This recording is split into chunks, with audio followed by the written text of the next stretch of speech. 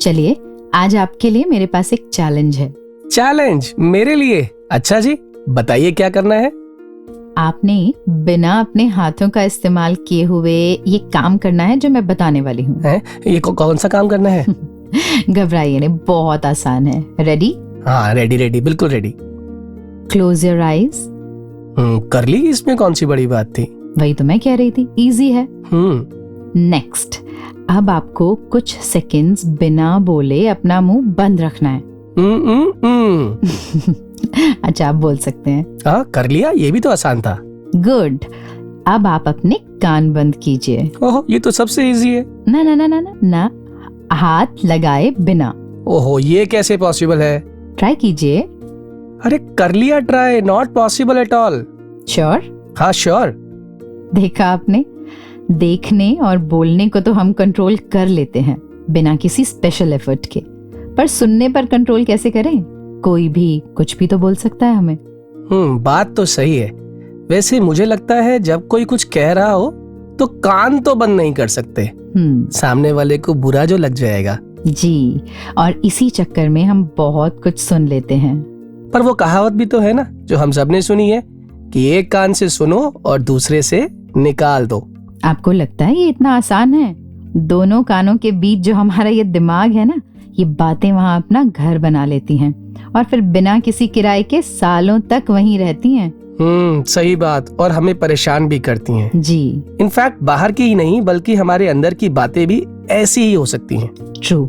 चलिए फिर आज इन्हीं बातों पर चर्चा करते हैं जो हम कभी चाहते हुए और कभी ना चाहते हुए सुनते हैं। वैसे आप सबने सुना क्या हमारा नाम? मैं हूँ हिमांशु और मैं कमलदीप। नमस्कार, धन निरंकार।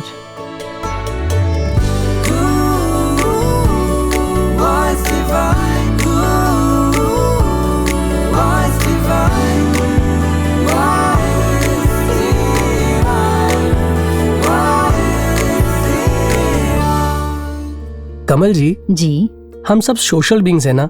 बातें करने का मजा तो सबको ही आता है, फिर वो चाहे बड़ा हो, बच्चा हो या बुजुर्ग। मुझे याद है बचपन में घर के बाहर बैठकर घंटों अपने दोस्त के साथ बिता दिया करता था ऐसे ही बातें करने में। मैं तो आज भी गप्पे मारते हुए समय भूल ही जाती हूँ। अच्छा जी? हाँ, और आपने कभी नोट किया, अक्सर हमारी बातों में किसी दूसरे या तीसरे इंसान का जिक्र आ ही जाता है, और जो मजा ऐसी बातों में आता है उसकी तो बात ही क्या है। कभी कभी तो इन बातों में घंटों गुजर जाते हैं, पता ही नहीं चलता। आपको नहीं लगता इसी को तो हम निंदा, चुगली कहते हैं? अच्छा, यही होती है क्या? वेल, हमेशा तो नहीं, पर हाँ, होती तो है। वैसे कमल जी, बहुत कंफ्यूजिंग नहीं है ये टॉपिक? क्योंकि किसी भी मसले पर या किसी इंसान के बिहेवियर पर बात करना, दूसरों की राय लेना और कभी कभी दिल हल्का करने के लिए वो बात करना जरूरी हो जाता है ना? ट्रू, बट आई थिंक मायने ये रखता है कि वो बात सुनने की मंशा क्या है, इंटेंशन क्या है, क्या उसमें मजा आ रहा है, एंजॉयमेंट मिलती है। ऐसा लगता है कि एक टॉपिक मिल गया बात करने का, यहाँ से सुनेंगे, आगे जाकर 4 लोगों को सुनाएंगे, फिर उनके रिएक्शंस वापस आकर यहाँ बता देंगे, सबको लगेगा उन्हीं की तरफ है। Very smart. हाँ, पर अगर ऐसा है तो वास्तव में तो सावधान होने की जरूरत है, because this does not come without repercussions. संतों ने, महात्माओं ने कितनी बार समझा दिया कि निंदा चुगली से डर कर रहना होता है। मुझे याद है कबीर जी की वो पंक्तियां, जन कबीर को निंदा सार, निंदक डूबा हम उतरे पार। मतलब ये कि कबीर जी कह रहे हैं मेरे लिए तो निंदा बहुत फायदे की है, क्योंकि निंदा करने वाला डूब जाता है और हम पार हो जाते हैं।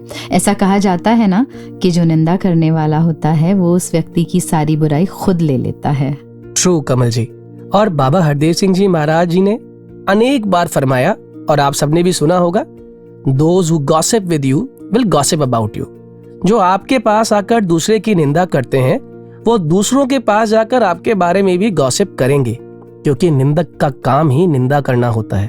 Also if we spend so much time in criticising others and finding faults in others, from where will we get time to improve ourselves. अगर हम हर वक्त दूसरों की निंदा करते रहेंगे तो अपने आप को कब सुधारेंगे? अपने आप को सुधारने का समय ही कब मिलेगा? सही कह रहे हैं आप हिमांशु जी, लेकिन जरूरी ये है कि निंदा करते वक्त या सुनते वक्त हमें ये बात याद रहे। जी, कई बार ऐसा भी होता है ना कि सुनने का भाव या इंटेंशन नेगेटिव नहीं है, जैसे किसी विषय या व्यक्ति के प्रति सचेत अलर्ट होना, या फिर सामने वाले की प्रॉब्लम जानकर उसकी मदद करने का भाव। बिल्कुल। इसमें हम सुनी हुई बातों को 4 लोगों के बीच बैठकर फैलाते नहीं, बल्कि उसमें से अपने लिए कुछ लर्निंग ढूंढते हैं, और ना ही उन बातों को बार बार दोहराया जाता है। बस सुना, समझा और जो एक्शन लेना है वो ले लिया जाता है और बात वहीं खत्म, है ना? सो ट्रू, क्योंकि ऐसी बातें होती तो है ना हमारे आसपास, ऑफिस में, घर में, जिनसे हमें अलर्ट रहने की जरूरत होती है। हिमांशु जी, इन बातों को नकारा तो नहीं जा सकता। सही बात। और डिस्कशन जरूरी भी होता है, पर वही बात को सुनने की मंशा इम्पोर्टेंट है, as earlier said. Correct. Now that we are talking about gossiping ना, मुझे एक बात याद आई। कुछ समय पहले एक सेशन अटेंड किया जिसमें कहा गया पॉजिटिव गॉसिपिंग करने के लिए। So it means we are gossiping right now. देखिए, वो छूटती नहीं है ना, इसीलिए कहा गया। समझ गया, मतलब positive gossiping. Sounds interesting. Exactly, मेरा भी यही रिएक्शन था। वैसे इट मीन्स कि जब हम अपने दोस्तों के साथ, कोलीग्स के साथ या और किसी फैमिली मेंबर्स के साथ बैठे हों और जिक्र हो ही जाता है ना किसी इंसान का, तो क्यों ना किसी इंसान की बुराई करने की जगह उनकी सफलता, उनके पॉजिटिव ट्रेट्स और अच्छी बातों की चर्चा हो, है ना? This is basically positive psychology. Wow Kamal ji, और इससे हम गॉसिपिंग के नेगेटिव इफेक्ट से भी बच जाएंगे, और आई एम श्योर पॉजिटिव बोलकर हम खुद भी अच्छा ही फील करेंगे।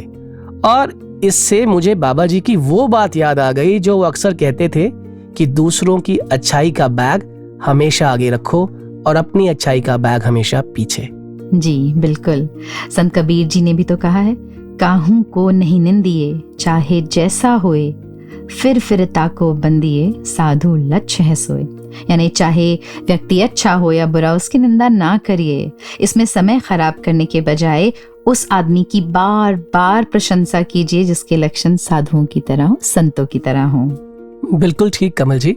और अभी रिसेंटली सदगुरु माता सुदीक्षा जी महाराज ने अपने प्रवचनों में कितनी बार हमें समझाया कि हर इंसान में कोई ना कोई गुण जरूर होता है जी, और अगर हर एक उस व्यक्ति से मैं उसका एक एक गुण भी अपने जीवन में अपना लूं तो मेरा जीवन कितना सुंदर हो जाएगा, है ना? So beautiful. हिमांशु जी, दूसरों की निंदा नहीं सुननी, नहीं करनी, इस पर तो बात हो गई जी। अब सोचिए कैसा लगता है जब ये सुनाई दे कि कोई हमारे बारे में नेगेटिव बोल रहा है या गलत बोल रहा है। कमल जी, ऑनेस्टली बताना है? जी बिल्कुल ऑनेस्टली। वैसे तो जब तक पता ना चले ना, तब तक तो कोई प्रॉब्लम नहीं है, लेकिन अगर पता चल जाए तो गुस्सा आ जाता है, बहुत बुरा लगता है। और अगर वो बात करने वाला कोई दोस्त हो तो चीटेड फील होता है ना? लगता है दोबारा इनसे बात ही ना करूं। राइट। और अभी कुछ समय पहले सदगुरु माता जी ने अपने विचारों में हमें बताया भी कि इन परिस्थितियों में हमें क्या करना है। तो चलिए बिना देर किए सदगुरु के इन वचनों को सुनते हैं सदगुरु संदेश में।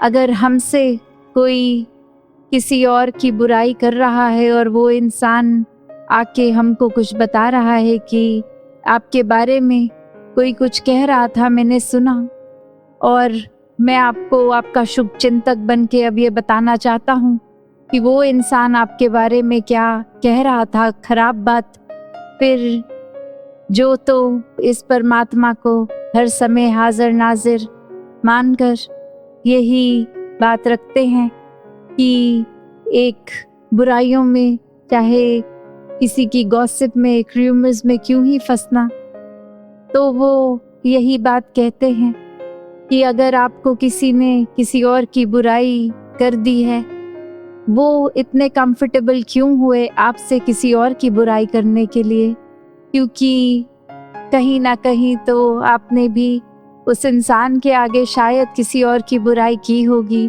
और उसने ये गेज किया कि ये इंसान तो ऐसे लोगों की कमियों में इंटरेस्ट लेता है, इसके आगे किसी और की अब कमी उछाली जाए। तो बात वही कि अगर तो हमारे बारे में किसी ने कुछ कहा और किसी और ने ये बात कही, हो सकता है वो बात उस इंसान ने अपने मन से ही बना के बोली हो, किसी का नाम लेके कि वो ऐसे कह रहे थे, शायद उस इंसान ने कही भी ना हो, और फिर भी हम ये बस सुन के एक सरफेस लेवल पे कि ये इंसान जो जिसके बारे में बता रहे हैं वो इंसान मेरे बारे में कितना बुरा सोच रहा है, अब से मैं भी इतना कुछ अच्छा जो उस इंसान के लिए करता था अब से बंद कर दूंगा। पर यहाँ वही बात कि ये एक गलत न्यूज़ के बेसिस पे जहाँ फैक्ट चेकिंग भी नहीं करी और बस मन में अपने डिक्लेयर कर दिया कि वो इंसान बहुत खराब है। तो ये भी पहलू हो सकता था कि बेशक किसी ने हमारे लिए कुछ खराब बात बोली तो हम वो इंसान को एक विलन अपनी नज़र में डिक्लेयर करने से ये बात सुनते कि क्या बुराई हम में है और फिर उस बुराई पे काम किया जाए, तो वहाँ वो नज़रिया बदल जाता है।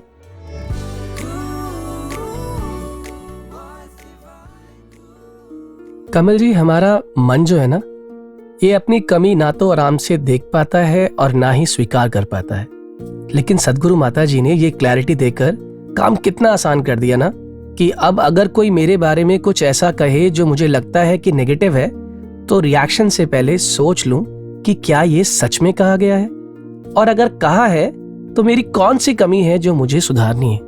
बिल्कुल सही हिमांशु जी। लेकिन आपको पता है, कभी कभी ऐसा भी होता है कि ये बुराई किसी पर्सनल एजेंडा से या फिर किसी कारण से बेसलेस वे में फैलाई जाती हो। बिल्कुल ऐसा होता है। हाँ, और खासकर जैसे वर्क प्लेसेस पे या ऑर्गेनाइजेशंस में कुछ लोग मिलकर किसी एक व्यक्ति की या फिर दूसरे इंस्टीट्यूशन की भी इमेज को खराब करने के लिए ऐसा अक्सर करते हैं। मुझे अभी कुछ दिन पहले ही मेरी एक दोस्त जो कॉर्पोरेट में काम करती है जी, उसने एक टर्म का जिक्र किया, स्मीयर कैंपेनिंग। अरे ये बहुत प्रेवलेंट है आजकल। आपने सुना है? बहुत ज्यादा। मैंने पहली बार सुना। यानी कि मिलकर जानबूझकर गलत बातें फैलाना ताकि सामने वाले की इमेज खराब हो। और आपको पता है, ऑर्गेनाइजेशंस में ऐसा अक्सर होता है, कंपटीशन का भाव रहता है, तो दूसरे को नीचे गिराना बहुत जरूरी हो जाता है खुद उसकी जगह पर आने के लिए। बिल्कुल ठीक। पर सोच कर देखिए कि जिसके साथ ऐसा होता होगा उस पर क्या बीतती होगी। बिल्कुल कमल जी, तो क्यों ना आज इसी बात पर चर्चा करें कि ऐसी कंडीशंस में हमें क्या करना है। तो हमारे अगले सेगमेंट में, जो कि है पैनल डिस्कशन, उसमें आज हमारे साथ हैं आदरणीय संत जोगिंदर मनचंदा जी, जो सतगुरु के एक अनन्य भक्त है। आदरणीय मनचंदा जी, आप जी का स्टूडियो में बहुत बहुत स्वागत है। धन्य निरंकार जी। थैंक यू जी, धन्य निरंकार जी। आदरणीय मनचंदा जी, कॉर्पोरेट्स में आप देखते हैं, चाहे कोई भी एनवायरनमेंट हो, एक चीज तो बहुत कॉमन है, दूसरे की लेग पुलिंग करना जी। अपने आप को सुपीरियर दिखाने के लिए दूसरे को इन्फीरियर कर देना। और कभी कभी ये अपने आप को आगे दिखाने वाली जो चीज़ है, जो ये रेस है, इसमें ऐसे भी कॉन्सिक्वेंसेस देखने को मिलते हैं कि इंसान की गलती हो या ना हो, वो उस चीज़ से कनेक्टेड हो या ना हो, लेकिन उसके बारे में ऐसे बेसलेस बातें करते हुए, जैसे हम लोग गॉसिप कह देते हैं, निंदा कह देते हैं, वो ऑफिस में प्रिवेल करती हैं। ऐसी कंडीशंस में ऑफिस में काम करना बहुत टफ होता है। तो आप जी कैसे सजेस्ट करेंगे कि ऐसे एनवायरनमेंट में रहते हुए भी इन चीज़ों से बचा जाए? इस बारे में तो दास इतना कहना चाहेगा कि ये जो सतगुरु हमें सिखला रहे हैं ना जी, ये प्रैक्टिकल इम्प्लीमेंट हमने ही करना है। पहली बात तो ये बड़ा जरूरी है। मैं आपको अपनी लाइफ के इंसिडेंट से शुरू करता हूँ जी। जिस दिन फर्स्ट नौकरी ज्वाइन करनी थी, सत्संग में सुबह आशीर्वाद लिया पहाड़गंज में, तो एक महापुरुषों ने दास को अलग जाके कहा कि आप बेटा गुरु वाले हो, आप अपना कैरियर शुरू करने जा रहे हो। ऑफिसेज में अक्सर दो बातें होती हैं। पहली बात तो ये होती है कि आदमी अपनी इंक्रीमेंट या अपनी प्रमोशन लेने के लिए, अपने बॉस को खुश करने के लिए, या तो उसको पर्सनल फेवर्स करने लग जाता है जी, या अपने साथियों की बुराई करने लग जाता है। आपने ये दोनों ही काम नहीं करने, क्योंकि गुरमत ये इजाजत नहीं देती है। आपने हमेशा इस बात का ध्यान रखना है कि आपकी प्रमोशन भी करेंगे तो आपके सतगुरु, आपकी इंक्रीमेंट भी करेंगे तो आपके सतगुरु। अगर वो लोग जिनके पास सतगुरु का ज्ञान नहीं है, वो निंदा चुगली इत्यादि करते हैं, तो आपके पास ज्ञान है, तो आप नहीं ये वाला रिवाज बदलोगे तो फिर कौन बदलेगा? तो आपको इसको करने की जरूरत नहीं है। तो हिमांशु जी दास ने अपने प्रैक्टिकल जीवन में देखा कि आप पहले तो अपने ऊपर अंकुश लगाओ कि मैंने किसी की निंदा, चुगली, बुराई ऐसी बात नहीं करनी है, तो ऑफिस के अंदर ऐसा माहौल हो जाएगा कि आपके प्रति भी कोई करेगा ही नहीं और दूसरों को भी सहारा मिल जाएगा। क्या बात है, बहुत सुंदर। और एक बात और बहुत बड़ी है कमलदीप जी, सतगुरु बाबा हरदेव सिंह जी महाराज ने एक बार समझाया था कि किसी ने आकर कहा किसी को कि कुत्ता आपका कान लेके भाग गया जी, तो वो अपना कान नहीं देख रहा, कुत्ते के पीछे भागने लग गया। तो बात ये है कि अगर कोई हमें कह भी रहा है ऑफिस में, किसी और के बारे में भी कह रहा है, तो फिर उस पर एकदम रिएक्ट कर दें या ओवर रिएक्ट करना भी ठीक नहीं है कि नहीं वो तो है, ऐसे आप उनके बारे में बोलने लग जाओ। अपने आप को गुरमत के हिसाब से कंट्रोल करना है। और जो 2 महावाक्य सतगुरु माता सुदीक्षा जी महाराज ने दिए उनका ध्यान करना है। एक तो कहा कि गिव बेनिफिट ऑफ डाउट जी, देकर वहीं छोड़ दो कि नहीं वो ऐसा नहीं हो सकता। और दूसरी बात कही डोंट बी जजमेंटल। तो गुरमत की बात क्या है? गुरमत की बात ये है कि उसके लिए भी अरदास कर दो। क्या बात कि दातार कृपा कर, है तो अच्छा पर पता नहीं ये वाले थॉट्स नहीं मिले, मैं भी ऐसे काम ना करूं और उसको भी ना आए, तो माहौल सुंदर होने लग जाएगा। एक्चुअली ऑफिसेज में भी ना लोग ऐसे होते हैं जो इस माहौल से बचना चाहते हैं पर उनको कोई सहारा नहीं मिल रहा होता जी। और हमारे पास तो बहुत बड़ा सहारा है, इसका सहारा लेके बैठ जाएंगे तो हमारे ग्रुप्स भी बन जाएंगे जो अच्छी बातें करेंगे जी। तो ये प्रैक्टिकल जब हम लाइफ में अपनाते हैं तो बहुत बड़ा हेल्प मिलती है जी। और आप जी की ये बात सुन के मुझे आदरणीय बेकल जी की कविता की वो पंक्ति याद आ रही है कि यूं भीड़ में रहें हम, न भीड़ से रहें हम।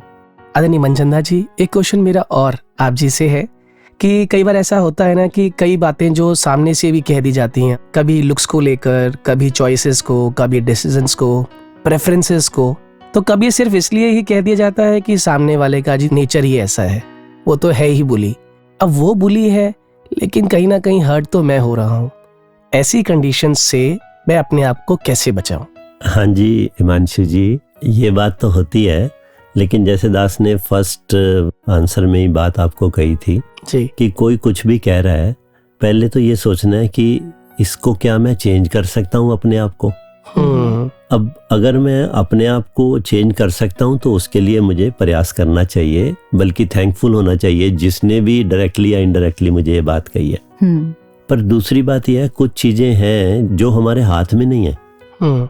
हम सब ना एक यूनिक पर्सनैलिटी है जी। अब मान लीजिए कोई आदमी पतला है जी, तो वो है ही पतला ना, तो उसको अगर लोग कह भी रहे हैं तो अगर अपने इस बात को वो इग्नोर करके आगे बढ़ेगा तो वो अपने आप ही छुप जाएगा जी। मैं अक्सर एक एग्जाम्पल लेता हूँ, इतिहास में एक संत कवि हुए हैं, उनका चेहरा सुंदर नहीं था। अच्छा। उनको देखकर लोग हंस पड़ते थे, तो उन्होंने एक लाइन लिखी, को हसंती घटों की कुम्हार। वे किस पे हंसते हो, घड़े पर हंसते हो या कुम्हार पे हंसते हो? अगर वो यही सोचते रहते कि मेरे को प्रभु ने सुंदर नहीं बनाया, तो संत कवि तो बन ही नहीं सकते थे। हमेशा ये सोचना है कि एवरीवन इज बॉर्न यूनिक। हाँ, दास अपने संगत पे देखता है कई बार, एक महापुरुष है, वो शरीर से थोड़ा हेल्दी है जी, और अगर उनके फ्रेंड्स भी उनको मजाक में मोटा मोटा कहते हैं तो दास ने देखा वो परवाह ही नहीं करते। अच्छा। हर समय स्माइलिंग, हर समय मिक्सिंग, हर समय सेवा में। धीरे धीरे वो सबको इतने प्यारे लगने लग गए हैं कि अब लोग उनकी वो डिस्क्वालिफिकेशन जो मैं कह सकता हूँ जो लोगों को लगती थी, वो ध्यान ही नहीं जाता उसकी तरफ। और एक दो ऐसे भी नौजवान मिले जिन्होंने इस बात को कि मैं ऐसी लुक वाली हूँ या ऐसा लुक वाला हूँ, वो सोच सोच के घर बैठ गए। अच्छा। डिप्रेशन में चले गए। वो काम नहीं करना है। प्रभु ने हमें बनाया है ना, तो जो भी हमें आता है उसमें बेस्ट करना है। एक एग्जांपल देता हूँ जी। अब हम पिक्चर्स के हीरोज को ही ले लें जी। क्या सबकी शक्लें एक जैसी है क्या? नहीं। क्या सबकी फिजिक एक जैसी है क्या? नहीं। लेकिन अगर हमें हमारे टाइम में दिलीप कुमार, देवानंद अच्छे लगते तो बाद में बच्चों को शाहरुख खान वगैरह अच्छे लगने लगे। और क्या सबकी शक्ल एक है? No ji. बट जो उनके पास आर्ट है उसको उन्होंने इतना अच्छा प्रेजेंट किया है कि अब लुक वो वाली अच्छी लगने लग गई है। बिल्कुल। तो you have to do your best उस तरफ ध्यान नहीं देना है, ये दास की रिक्वेस्ट है जी।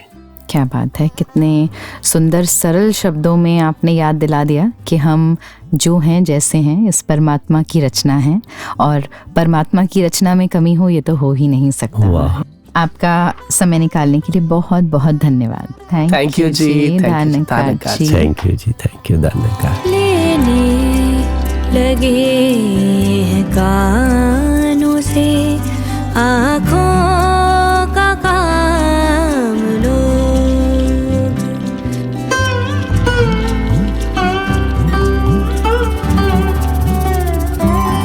लेने लगे हैं कानों से आँखों का काम लोग, लेने लगे हैं कानों से आँखों का काम लोग। क्या था बनाया बन गए हैं क्या तमाम लोग, लेने लगे हैं कानों से आँखों का काम लोग।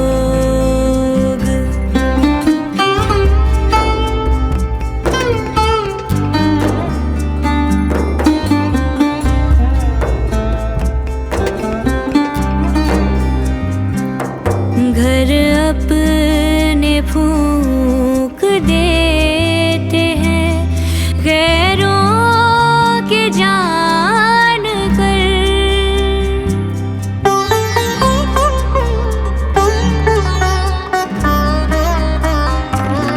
घर अपने फूंक देते हैं गैरों के जान कर, लेते हैं अपने आप से ही इंतकाम लोग, लेते हैं अपने आप से ही इंतकाम लोग। क्या था बनाया बन गए हैं क्या तमाम लोग, लेने लगे हैं कानों से आँखों का काम लोग। कमल जी, जी जैसे अभी हम बात कर रहे थे ना ऐसी सिचुएशंस की जहाँ किसी के बारे में कुछ कहा जाता है, मुझे ऐसा लगता है कि इन सिचुएशंस का आउटकम चेंज हो सकता है अगर जो इंसान ये बातें सुन रहा है वो थोड़ा सा थॉटफुल हो जाए। जी एक रीसेंट एक्सपीरियंस आपके साथ शेयर करता हूँ मैं। जी। हुआ ये कि अभी हमारे स्कूल ने काउंसिल मेंबर इलेक्शंस होते हैं वो कंडक्ट कराए, और हर बच्चे को मौका मिलता है इसमें अपना कैंडिडेचर ऑफर करने का। अच्छा। और सब बच्चों ने अपना कैंडिडेचर दिया, अपनी अपनी प्रोफाइल शेयर की। उसमें से एक बच्ची ने अपना कैंडिडेचर ऑफर किया हेड गर्ल के लिए। तो मैंने क्या नोटिस किया कि स्टार्टिंग में उस बच्ची के against their was a group of girls जो कैंपेनिंग कर रही थी। अच्छा। और धीरे धीरे वो कैंपेनिंग इतनी ज्यादा नेगेटिव हो गई कि उस 11th और 12th क्लास के सारे सेक्शंस की गर्ल्स जो कि नियरली 300-350 होंगी, अच्छा, वो सब उस बच्ची के अगेंस्ट हो गई। सब? टू माई सरप्राइज मैं जानना चाहता था कि इस बच्ची ने आखिर ऐसा किया क्या है जिसकी वजह से ये सारा का सारा ग्रुप ही अगेंस्ट हो गया। तो किसी ने बताया कि एक्स रीजन था जो बहुत छोटा था, लेकिन वो रीजन किसी एक के साथ हुआ था, लेकिन उसका प्रोपगेशन इतना नेगेटिव हुआ कि हर बच्चे ने ऐसा फील करना शुरू कर दिया कि शायद वो बच्ची उनकी दुश्मन है। This is very strange. This is strange and I felt bad as well, क्योंकि बीइंग अ टीचर मेरे लिए वो बच्ची भी इम्पोर्टेंट है और बाकी बच्चे भी इम्पोर्टेंट है। ट्रू। तो मैंने उस बच्ची को कहा कोई बात नहीं, तुम इलेक्शंस में खड़ी हो। और होना क्या था, इलेक्शंस में वोटिंग हुई और वोटिंग के अंदर उस बच्ची को वोट्स बहुत कम मिले। ओह। मुझे बड़ा दुख हुआ। अब दुख के साथ साथ हमारी प्रिंसिपल ने हमें बुलाया और बोला कि इससे पहले कि फाइनल रिजल्ट आउट हो, क्या तुम कुछ ऐसा अमेंडमेंट लाना चाहते हो, क्योंकि मुझे लगता है कि ये जो स्ट्रक्चर्ड पॉलिसी चल रही है हमारी इलेक्शंस की, इसमें कई बार ऐसे कैंडिडेट्स भी आगे आ जाते हैं जो थोड़े से दाएं बाएं जिनकी एक्टिविटीज हैं, बट बिकॉज ऑफ पॉपुलैरिटी वो आगे आ जाते हैं। होता है। तो तुम चाहते हो कि कुछ नया अमेंडमेंट लाया जाए? मैंने कहा मैम, हम क्यों ना इन बच्चों को जानने वाली उन सभी टीचर्स का एक पैनल बनाया जो इन्हें बचपन से लेके अब तक जानती हैं। अच्छा। क्योंकि उन्होंने उस बच्चे का हर पर्सपेक्टिव देखा है। क्या बात है। From childhood to their adulthood. तो मैम को ये आइडिया अच्छा लगा। To my surprise Kamal ji, interview हुआ। इंटरव्यू में वो भी आया जिसको हाईएस्ट वोट्स मिले थे। और इंटरव्यू में वो बच्ची भी गई जिसको वोट्स कम मिले थे।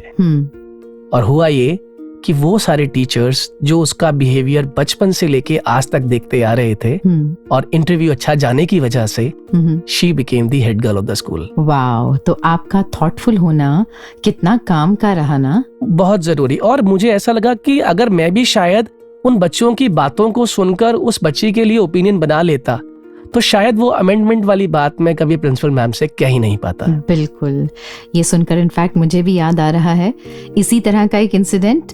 आप तो पहली बार में सोच पाए, मुझे कुछ पल लगे।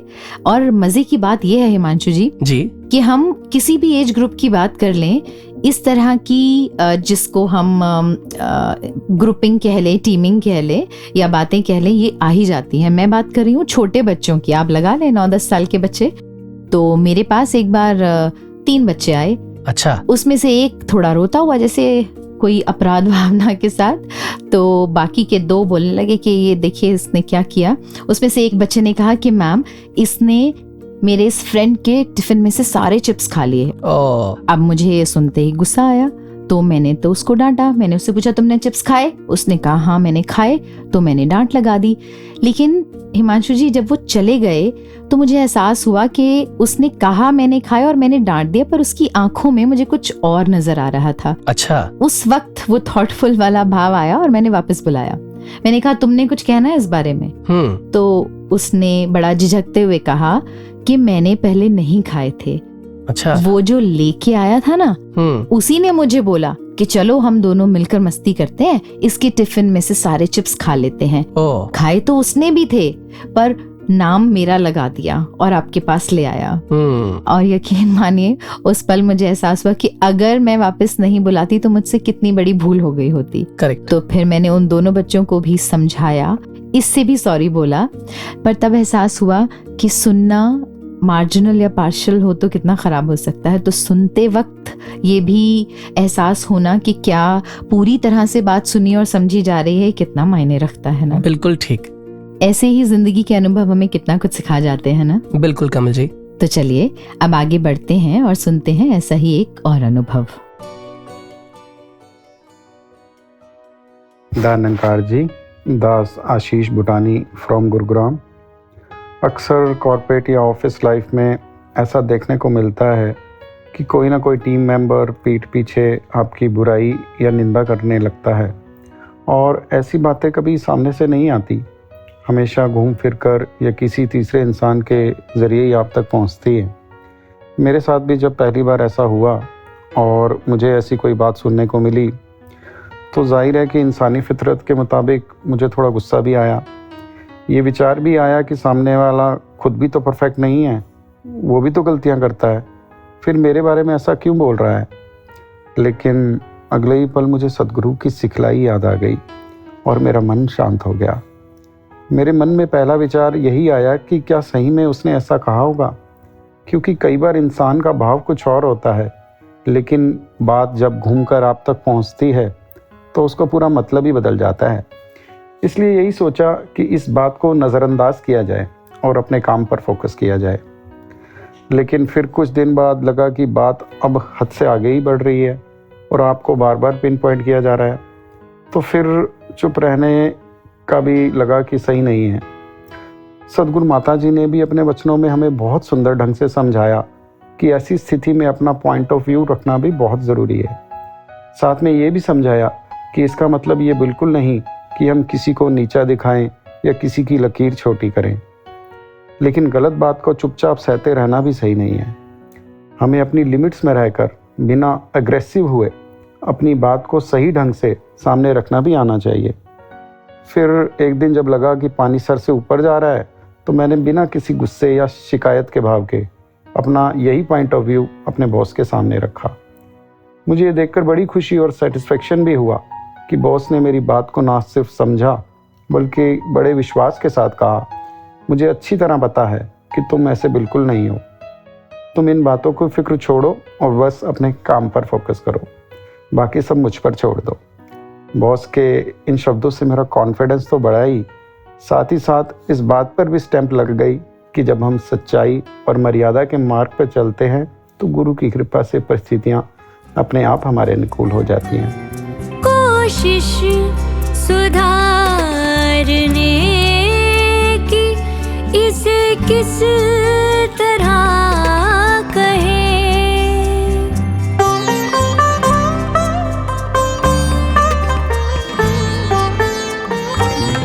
कोशिश सुधारने की इसे किस तरह कहे, खुद गर्जियों को कहते हैं जब इंतजाम लोग, खुद गर्जियों को कहते हैं जब इंतजाम लोग, क्या था बनाया बन गए हैं क्या तमाम लोग, लेने लगे हैं कानों से आँखों का काम। हिमांशु जी, आपने कभी गौर किया है कि जब हम किसी शांत जगह अकेले हों तब भी कुछ आवाजें तो सुनाई देती हैं? हाँ जी, मेरे साथ तो ये अक्सर होता है। मैं खुद से ही बातें करता रहता हूँ। आई एम श्योर हम सबके साथ ऐसा होता होगा। हाँ, खुद के साथ बातें भी होती हैं, कभी पॉजिटिव कभी नेगेटिव। और पता है, ऐसा भी होता है कि कुछ बोले बिना भी मन के अंदर ये आवाजें चल रही होती हैं। वैसे सोचा जाए तो नेगेटिव बातें ज्यादा गूंजती हैं, कभी डर वाली कभी चिंता वाली। जैसे कहीं मैं इस एग्जाम में फेल ना हो जाऊं, I am not good enough, I am not confident, etcetera etcetera. और ये बातें बहुत परेशान करती हैं। बिल्कुल कमल जी। कमल जी, इस बात पे मुझे एक छोटी सी कहानी याद आ रही है। सुनाइए। तो कहानी कुछ ऐसे है कि एक बार मेंढकों का एक समूह, अ ग्रुप ऑफ फ्रॉग्स, जंगल से गुजर रहा था। अच्छा। तो अचानक उनमें से 2 मेंढक गहरे गड्ढे में गिर गए। क्योंकि गड्ढा बहुत गहरा था तो बाहर खड़े हुए मेंढक जोर से चिल्लाने लगे कि अब तो तुम दोनों हमेशा के लिए गड्ढे में चले गए हो और कभी गड्ढे से बाहर नहीं आ पाओगे। अच्छा। गड्ढे के अंदर वाले दोनों मेंढकों ने अब जोर जोर से छलांग लगाना शुरू कर दिया ताकि वो गड्ढे से बाहर आ पाए। अच्छा। और गड्ढे के बाहर खड़े हुए मेंढकों ने उनसे कहना शुरू कर दिया, रहने दो, ये तुमसे नहीं हो पाएगा। ये सुनकर उनमें से एक मेंढक तो अपनी हिम्मत हार कर बैठ गया, लेकिन दूसरा वाला पहले से भी ज्यादा ऊंची ऊंची छलांगे लगाने लगा। बाहर वाले मेंढक बोल रहे हैं, छोड़ो, बेकार की कोशिश है, रहने दो। पर वो लगा रहा और फाइनली एक बड़ी छलांग लगाकर वो बाहर आ ही गया। सभी हैरान थे कि उसने ये किया कैसे, पर उन्हें ये बाद में पता चला कि वो मेंढक बहरा था, डेफ था। बहरा था इसलिए नहीं सुन पा रहा था। यस, वो तो बस बाहर खड़े साथियों के इशारे देख रहा था और उसे लग रहा था ये मुझे मोटिवेट कर रहे हैं। अच्छा, वैसे ये कहानी सुनकर एक बहुत गहरी बात समझ में आती है। कौन सी? कि कभी कभार कुछ बातों को ना सुनना ही हमारे लिए बेहतर होता है। बाहर के शोर को या फिर अपने अंदर उठते शोर को मन के भीतर ना जाने देना भी बहुत जरूरी है ना? बिल्कुल ठीक। लेकिन यहीं पर हमें सचेत रहने की भी बहुत जरूरत है कि किस आवाज को अंदर नहीं जाने देना और किस आवाज को सुनना है। जैसे कई बार ऐसा होता है कि पेरेंट्स हमें कुछ समझा रहे होते हैं तो ये समझ करना छोड़ दें कि नहीं सुननी ये बात। ऐसे ही कौन हमारे भले की बात कर रहा है, कौन हमारा हित सोच रहा है, उन बातों को तो हमने जरूर सुनना है, समझना है और फॉलो करना है। लेकिन ऐसी बातें जैसे आप अभी उन मेंढकों की बता रहे थे कि तुम कभी ऊपर नहीं आ पाओगे, इन बातों के लिए तो हम अपने मन के कान बंद ही कर लें तो अच्छा है। बिल्कुल ठीक। और कमल जी, इसका एक पहलू और भी है ना कि बिना किसी रिएक्शन को दिए हुए सामने वाले की बात को, उसकी फीलिंग्स को समझने का एफर्ट करना। So true. खासकर जब कोई अपने भावों से भरा बैठा हो, वो ये एक्सपेक्ट नहीं करता हमसे कि ये सुनकर कुछ जवाब दें, समझाएं। सिर्फ उस वक्त अवेलेबल होना ही बहुत होता है, सुनना ही बहुत होता है। बिल्कुल ठीक कमल जी। और वैसे भी हमारी जिंदगी के रंगमंच पर बहुत सारे साथी कलाकार होते हैं जो अपना अपना किरदार निभा रहे होते हैं। कुछ हमारे फायदे की बात करते हैं तो कुछ अपने फायदे की। और ऐसे ही हमारे फायदे की बातें लेकर आ रहे हैं हमारे रंगमंच के साथी कलाकार हमारे अगले सेगमेंट रंगमंच से में। भैया वेलकम, नमस्कार। बिल्कुल ऐसा दिल से खैर मकदम निकल रहा है, बादल के पीछे से सूरज झलक रहा है, सुबह की हो रही है शाम। बताएं अपना नाम, क्या हाल क्या हाल? बेहाल बेहाल। आए देखिए, गौर फरमाइएगा, ध्यान लगाइएगा, ध्यान से खाइएगा खट्टा अचार। क्या हाल, कैसे चल रही हैं भीतर के विचार? बेकार बेकार। मियाँ, हमारी आवाज एको क्यों कर रही है? Knock knock. Who's there? खुश खुश हूँ। ये खुशू पुसू ही तो चलती रहती है दुनिया में। एक जमाना था जब इन शब्दों का आना था कि कुछ तो लोग कहेंगे, लोगों का तो काम है कहना।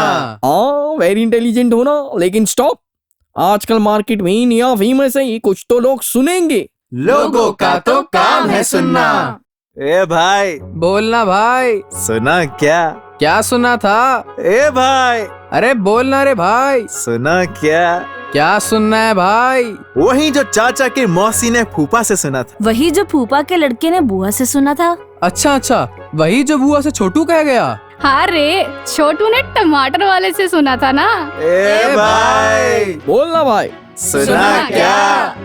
ए भाई, अरे बोलना भाई। सुना क्या? You see, the matter of the situation is very serious because what is here and there, what we hear from our ear, it makes it creates a chain and take away the मन का, the दिल का सुख और चैन। समझ आया या आसान भाषा में बोलूं? अक्खा यूनिवर्सिटी का इंग्लिश बोल दिया। और मेरा देश बदल रहा है। क्या? सुना क्या? पर्दा है पर्दा, कानों का पर्दा है पर्दा। तीर जाएगा। Excuse me, language please. It will tear apart. पर्दा है पर्दा, कितना बोझ उठाएगा। देखो ये पर्दा। खबर पक्की है, मोहर लगी है, ऑफिस में फैला दे। मैंने खुद कहीं से सुनी है। और किसी ने कुछ कहा तो कह दूंगा, किसी से सुना है। वैसे मैं किसी को जज नहीं करती, पर कहीं सुना था He is not that gentleman। बाकी तुम्हारी मर्जी। हेलो, हाँ चचा, क्या कहा? अगले सोमवार के, अगले मंगलवार के, अगले घंटे के, अगले मिनट में ही ये प्रक्रिया हो जानी चाहिए। अच्छा, कहीं से सुना था क्या? मुझे डर लग रहा है, घर वाले क्या बोलेंगे। मैंने तो कुछ किया भी नहीं है। मेरे बारे में ऐसी बातें किसने फैला दी? सब बोल रहे हैं किसी से सुना था, किसी से सुना था। कौन है ये किसी? सुना क्या? कौन है ये किसी? ये किसी से सुना कहाँ से आ रहा है? ए भाई, अरे ये भी बोला। हाँ बोला, मैं बोला या तू बोला या दुनिया में फिर कोई भी बोला, पर क्या तू खुद से कभी ये बोला क्या कि वो किसी ने क्यों बोला? नो। किस लिए बोला? नहीं। सच बोला या झूठ बोला? इतना टाइम कहाँ है? लेकिन इस किसी की सुनी सुनाई बातों को कहीं और आगे करने का बहुत टाइम है। ए भाई, सुना क्या? किसी परिवार का आपसी प्यार बचाएगा। सुना क्या? दफ्तर में बैठे किसी की मेहनत की लाज रखेगा। सुना क्या? कहीं किनारे चलती किसी शख्सियत की हिफाजत करेगा। सुना क्या? यूं ही विश्वास को अंधविश्वास के तराजू में ना रखेगा, गर हर सुनी सुनाई बात की जांच करेगा। अब सुना क्या? हाँ, सुना। एक डाउट था। बोलो। वो अगर जांच करने का टाइम या मन ना हो तो? साइलेंस। तो सिंपल इग्नोर करना यार। ए भाई सुना क्या? हाँ ठीक है ठीक है। ए भाई सुना क्या? अरे बस ना भाई। ए भाई सुना क्या? अरे बस करो ना भाई।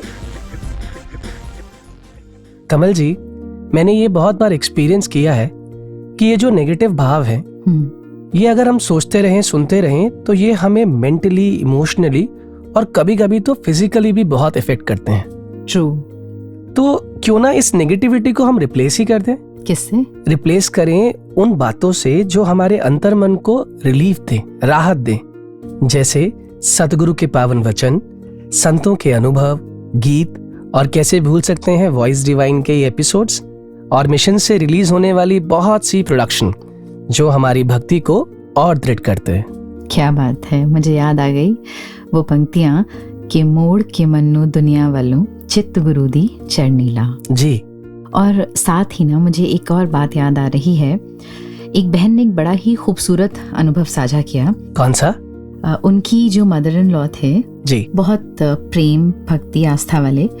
एक बार उनके पास एक दूसरी बहन आई जो शायद किसी बात पर उनसे नाराज थी। अच्छा। अब वो आई और इनकी जो मदर इन लॉ है उनको कुछ अपशब्द बोले। उन्होंने कुछ ऐसी बातें बोली जो नहीं बोलनी चाहिए थी। और जो इनके मदर थे वो उसी तरह शांत बैठे रहे बिना कुछ रिएक्ट किए हुए। अच्छा। फिर आगे उन्होंने कहा कि जब वो बहन चली गई तब उन्होंने अपनी मदर इन लॉ से पूछा कि आप इतना सब क्यों सुनते रहे, आपने उनको पलटकर कुछ कहा क्यों नहीं? वो आपको बोलती गई और आप सुनते गए। तो उन्होंने आगे से कहा कि मैंने तो कुछ सुना ही नहीं, मैंने तो कुछ लिया ही नहीं, सब गया इस विशाल निरंकार में। हिमांशु जी, कितनी खूबसूरत बात है ना कि बिना उस दूसरी बहन के प्रति कोई द्वेष भाव रखते हुए, बिना उसे कोई जवाब दिए हुए सब इस निरंकार को समर्पित कर दिया, क्योंकि जानते हैं कि ये अपने अंदर सब कुछ समा लेता है, हमारी अच्छाइयाँ भी, हमारी बुराइयाँ भी। बिल्कुल कमल जी। और जहाँ इस निरंकार को सौंपा जा रहा है वहाँ ये अरदास भी की जा रही है इस विशाल से कि आप हमें सहन शक्ति दें और निंदा करने वाले को भी सुमति दें। और हम ये क्यों याद रखें कि हमें गिरा कौन रहा है, हमें तो ये याद रहे कि हमें थामा किसने हुआ है, इस विशाल निरंकार ने जो सदगुरु की कृपा से हमारे जीवन में है। एक भक्त की तो यही अरदास बनती है कि उस रूप में भी आप ही हो, वो जो सामने है जिसकी बातें हमें विचलित कर रही हैं उस रूप में भी आप ही हैं। कृपा करना, आप जो सिखाना चाह रहे हैं उस रूप में आकर मैं वो सीख पाऊं। बहुत सुंदर। और कमल जी, मुझे यहाँ पर श्रीमद् भागवत गीता का एक श्लोक याद आ रहा है जी, जो कि 14वें अध्याय में श्लोक संख्या 24 में श्री कृष्ण जी महाराज कह रहे हैं। उसका सरल अर्थ कुछ इस प्रकार है जी कि जो मनुष्य सुख और दुख में समान रहता है, जो अपनी आत्मा में स्थित रहता है, जो मिट्टी के ढेले, पत्थर और सोने को एक समान समझता है, जो प्रिय और अप्रिय को एक समान मानता है और जो अपनी निंदा तथा स्तुति में समान भाव रखता है, उसे धीर पुरुष या गुणातीत कहा गया है। अंत में सदगुरु माता जी के चरणों में यही अरदास है कि हम सभी को सहज जीवन बख्शें और निरंतर सेवा, सुमिरन और सत्संग से जोड़े रखें। तो अब हमें दीजिए इजाजत। नमस्कार, धन निरंकार।